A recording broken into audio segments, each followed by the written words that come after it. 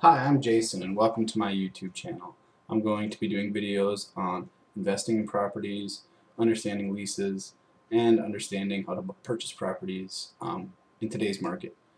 In today's market, there are a lot of misconceptions on how things are done. A lot of things owners don't know of properties, a lot of things tenants don't know of properties, and a lot of things in general on which hopefully my short 5 to 10 minute videos can help you figure out. This is my first ever video, so just bear with me on this one. I'm sure I'll get better over time. I'm sure the background here will change. Looking at getting some backdrops and some things. Going to be doing a little bit of investing in these videos. So please click the like button below, subscribe, and just let me know what you want to hear about. I'm willing to talk about anything. I'll probably be doing some live questions and answers, and I should be getting a Facebook page and a web page up shortly. Okay, so today's topic is going to be rent to own. What is rent to own? Well, rent to own is a common misconception in the field of real estate and for tenants. Basically, a lot of tenants will go out on Craigslist, you search some ads and you'll see rent to own. Well, great, awesome. Pay my rent, I'll own this house, right? Wrong, that's not how it works. Rent to own is basically a lease to purchase agreement. Without going into too many details of a lease to purchase agreement, you can look it up online. Just type in Google lease to purchase agreement. A lease to purchase agreement basically states that the owner is going to give you a certain amount of money that you pay from your rent towards a down payment to purchase the house. So let's say, here's an example. On rent to own. Okay, let's say your monthly rent is $1,000. Okay, and the total purchase price of the property, the owner wants to get $100,000 out of it, just as an example. You'd put your first month's rent, your damage deposit, maybe last month's rent, maybe a pet deposit, just depends upon the lease terms and negotiations that you dealt with. But you're going to pay your monthly rent, say you're going to pay $800 a month, right? So your monthly rent is $800 a month, you're renting this place. The owner has agreed to sign a lease to purchase agreement. In the lease to purchase agreement, it states a certain dollar amount from your rent is going to go towards your down payment. So the landlord, the owner of the property, is likely to give you a very small percentage of your monthly rent payment. So out of $800, he might give you $75 a month to go towards your down payment. Let's say you do a 12-month lease. Can't do the math offhand. Let me just type it in quick. 75 times 12. It's $900 towards your down payment for every year that you stay in the lease. Now, with lease to purchase agreement, you can purchase that house during any time throughout the entire part of the lease. This is very important to know, because let's say you get a Christmas bonus, you get any kind of bonus, and you're able to finance the house. That's great. Go ahead and do that, get out of your lease, and then boom, you're just making mortgage payments and you're going to own the house. That's the key thing. The rent to own is basically a program designed to give tenants down payment money. It's basically saying, here, rent this house, a certain percentage of your rent payment is going to go towards your down payment. Once you already purchased the house, all that money that the owner has set aside for you or is willing to allocate for your down payment, he will give to you when you purchase the house.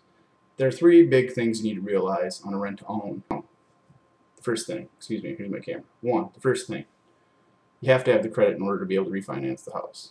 If you're coming in to the lease agreement with a credit score, say like 590, it happens all the time, 590. If you're not willing to work on your credit over the next 2 years, how are you going to be able to finance that property? The big thing you're going to have to focus on is your credit. If you don't focus on your credit, you're not going to be able to purchase the property. Plain and simple. Second thing we need to realize, the purchase price of the property. So basically what you're asking your agent or the owner of the property or somebody to do is determine what the price of this house is going to be in, say, 2 years.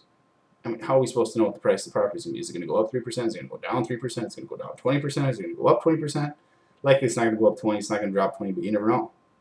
So, the price of the house today might be $100,000, and the owners will say, well, I'll rent to own it to you, but I'm going to want $110,000 in 2 years because the price of the property is going to go up. And you're looking at them as a tenant, and you're like, well, maybe. But the problem is you're locked in at that rate. If you want to purchase the property, it's at $110,000. And then you go to the bank, the bank's like, sorry, we're only going to give you 90 grand for this house because that's all it's worth. That's all it's worth to us, and we ain't going to give you any more. Now you're going to have to come up with the rest of the money if you want to purchase the house. So those are things you need to pay attention to. The best option I recommend to people on rent to own is just to get the first option to purchase. Basically, you're just telling the owner, you know what, I'll rent the property from you for a year. I'll save my down payment on the side, and then you just give me the first option to purchase this house when we put it back on the market when my lease ends. Basically, then you can go to the bank, you can negotiate the price, you've got a lot more power, buying power, and you can still go around and look at other houses. You know, you're not locked into one thing. I mean, what's $75 a month? I mean, $900 a year? That's nothing. You know, we're talking about purchasing a $100,000 house. You know, it might be hard for some of you to save some money, but set $75 a month aside from yourself. You know, set $150 a month aside from yourself. Pay yourself first. It's always the key to getting property. Now, the real thing on a rent to own is what people think they want. It's a contract for deed. I will be doing a whole separate video on contract for deed, but in short, you want a fully amortized loan, contract for deed, from an owner. Now, you're going to have to find an owner who owns the property outright, got it in the state, or is willing to finance it to you for 30 years, 20 years, 15 years, whatever it is. Fully amortized loan is basically the same loan the bank would give you, but the owner's giving it to you at probably a higher percent interest rate. Probably going to put down 10, 20% down. You know, you're going to put down a lot more money. And it's really not that valuable unless you've got a really, really low credit score. And I caution you, if you've got a really, really low credit score, there's a reason it's really, really low. You need to go out there, run your credit report, find out why your credit score is low, and get your money managed. Because if you don't get your money managed, you're not going to be able to purchase the property that you want. And you want to be able to get in the house that you want and stay there, right? The new part of this economy, you know, today's economy is get your house, pay it off. None of us know where our jobs are going to be. None of us know where the American economy is going. In the past, like when my parents were growing up, probably your parents were growing up, or maybe you even lived through this era, refinance, buy everything. Refinance your house. Yeah, it's great. Refinance your house. Get $50,000, go buy a new boat, buy a new car. Yeah, let's do that.